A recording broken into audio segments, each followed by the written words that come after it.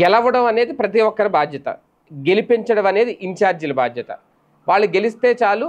అంటే జగన్మోహన్ రెడ్డి గారు కొన్ని సూచనలు, సలహాలు ఇచ్చారు. అలాగే ఒక ప్రణాళిక, ఒక వ్యూహం కూడా సిద్ధం చేయబోతున్నారు. ఈ నేపథ్యంలోనే జగన్మోహన్ రెడ్డి గారు చెప్పినట్టు చేస్తే చాలు. గెలిచే బాధ్యతను పూర్తిగా జగన్మోహన్ రెడ్డి గారు తీసుకుంటారట.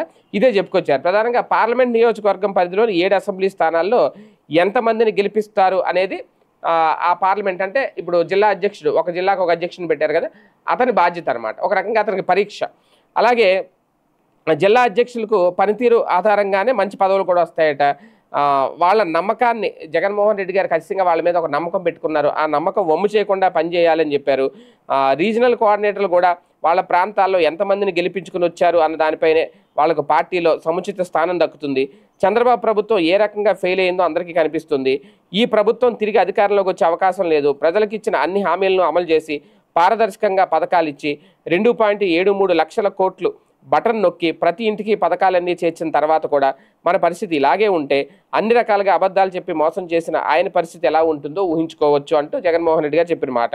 అయితే ఒక కీలక బాధ్యత ఏంటంటే జగన్మోహన్ రెడ్డి గారు చెప్తున్నది, మీరు పని చేయండి, బాధ్యత నాది, మిమ్మల్ని సముచిత స్థానాల్లో కూర్చోబెట్టే బాధ్యత నాది. ప్రతి గ్రామంలో మన పార్టీ బలంగా ఉంది. దీన్ని మరింత ఆర్గనైజ్డ్గా తీసుకొని రావాలి. గ్రామ కమిటీ సభ్యుడిగానో, బూత్ కమిటీలోనో, మహిళా కమిటీ సభ్యురాలుగానో ఇలా ఏదో ఒక చోట ప్రతి కార్యకర్తను తీసుకురావాలి. అంతిమంగా మీ ఎమ్మెల్యే అభ్యర్థులను గెలిపించుకొని వచ్చారా లేదా అన్నదే ఇక్కడ జగన్మోహన్ రెడ్డి గారు వీళ్ళకి పెట్టే పరీక్ష అనమాట.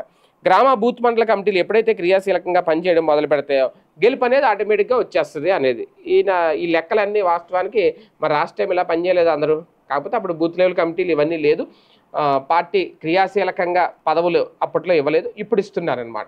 ఈ పదవులు ఇచ్చి అందరితోటి పని చేయించాలి అనేది వాళ్ళు గనక జగన్మోహన్ రెడ్డి గారు చెప్పినట్టు చేస్తే ఖచ్చితంగా గెలిచే అవకాశం ఉంటుంది అనేది ఒక రకంగా ఇది బూత్ లెవెల్ కమిటీ నుంచి అందరికీ కూడా ఒక పెద్ద పరీక్ష. ఎందుకంటే పార్టీ ఒకసారి అధికారంలోకి వచ్చేసింది, ప్రజల్లో ఉంది, 40% ఓట్ బ్యాంక్ ఉంది.